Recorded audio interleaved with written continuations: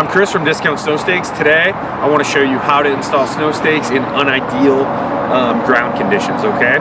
Here it's about 25 degrees today, but the sun's shining, so it's softened up a little bit, but the ground's still frozen, snow's still on the ground, and sometimes you have to get stakes into the ground to get ready for that second snowfall. So today I'm going to show you how easy it is to do it using the install tool. So, as you can see, snow on the ground, put the install tool in, press, still creates a hole really simply. Pull that out, put your stake into the ground,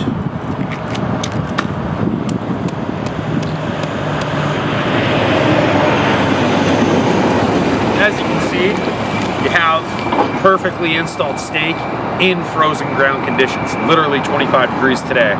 So it's still possible to get snow stakes in after the snow falls and in cold temperatures. The install tool makes it a little easier, but you can do it without the install tool too. As you can see, rubber mallet really puts them right in too. And again, cold day with the install tool, without it, it's still possible to mark your properties when the snow's on the ground.